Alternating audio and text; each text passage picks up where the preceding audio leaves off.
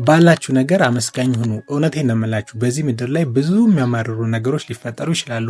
ግን ደግሞ ከሌሉን ነገሮች ሁሉ ያሉን ነገሮች ይበልጣሉና ባሉን ነገር አመስጋኝ ሁኑን። ለምሳሌ ይህንን ቪዲዮ የምታዩበት አይን አላችሁ አይደለ? ለሱ ምስጋና ልታቀርቡ ይገባል። ጆሮ አላችሁ አይደለ? ለሱም ልታመሰግኑ ይገባል። ከምንም በላይ ደግሞ በደንብ የሚያስብ አይምሮ ስላላችሁ አምላካችሁ ልታመሰግኑት ይገባል። ጤና ስላላችሁ ተንቀሳቅሳችሁ መስራት ስለምትችሉ ባላችሁ ነገር አመስጋኝ ሁኑ። ምክንያቱም አንዳንድ ጊዜ እኛ ለእኛ ኖርማል ነው ብለን የምናስባቸው ነገሮች ብዙ ሰው የሚፈልጋቸው ይሄ ቢኖረኝ ብሎ የሚመኛቸው ነገሮች ናቸው። ስለዚህ እኛ የእኛ ናቸው ብለን ያሰብናቸውን ነገሮች ለእያንዳንዱ ነገር ምስጋና ልናመሰግን ይገባናል።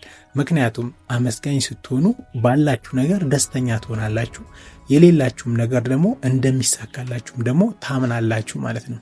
ስለዚህ ብዙ ጊዜ አሁን ሰው እየተቸገረበት ያለው ነገር ምን ያለኝ ብለህ ነው ብሎ ብዙ ሰው አማራሪ ሆኗል። ስለዚህ ከምናማረር ይልቅ የተሰጠን ነገር ከሌለን ነገር ይበልጣልና ባላችሁ ነገር አመስጋኝ ሁኑ። ሀሳቤ ከተመቻችሁ ላይክ፣ ሼር አድርጉት። ይመቻችሁ።